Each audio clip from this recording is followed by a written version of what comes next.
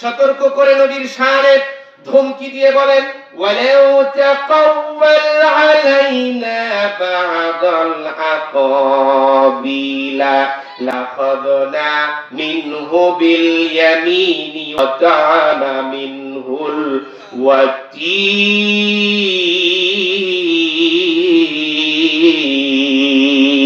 আল্লাহু আকবার।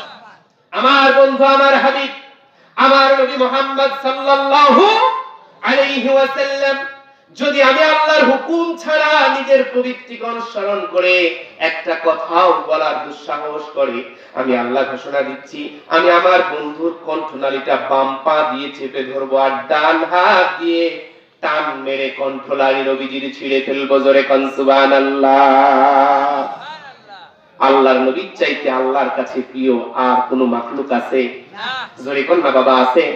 সেই বন্ধুকে আল্লাহ ধমকি দিয়া বলে, নিজের প্রবৃত্তিকে অনুসরণ করে যদি একটা কথা বলো, মুহাম্মদ তোমার কণ্ঠনালী আমি টান দিয়ে ছিঁড়ে ফেলবো। জোরে জোরে কোন সুবহানাল্লাহ। সেই নবীর উসুল হচ্ছে মা ইয়ানতিকু আনিল হাওয়া, নিজের প্রবৃত্তিকে অনুসরণ করে কোনো কথা বলেন না। বলতেছিলাম নবীর ওয়ারিসদের একটা উসুল আছে, কি সেটা?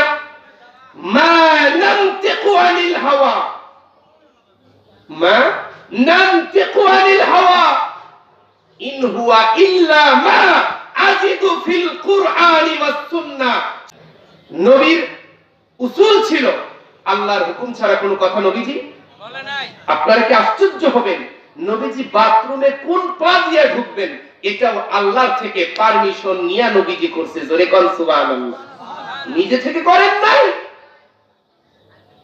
আহলে হক উলামায়ে কেরাম মা নানতিকু আনিল হাওয়া, নিজে বানায়া কোনো কথা বলে না, ইল্লা মা নাজিদু ফিল কুরআনি ওয়াস সুন্নাহ, তবে সে কথাগুলি তারা বলে যা কোরআনে পায় এবং হাদিসে পায়। জোরে কোন না সুবহানাল্লাহ। সুবহানাল্লাহ। তাহলে আজকে আলোচনা হইতেছে কোরআন প্লাস হাদিস, কোরআন প্লাস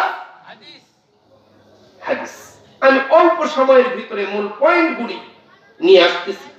এই যে কোরআনে কারীম থেকে আমি সূরা হামিম সাজদা, সূরা জারিয়াত, সূরা তাহা এবং সূরা লুকমানের 17 নম্বর আয়াত, এখান থেকে যে 4টা আয়াতের রেফারেন্স দিলাম, এখান থেকে বোঝা গেল শুধু আমরা একা জান্নাতে যাওয়ার কাজ করলে হবে না। বলেন হবে না, বরং কি করতে হবে? আরো ভাইদেরকে, আরো পরিবারকে, পরিজনকে, প্রতিবেশীকে, দেশ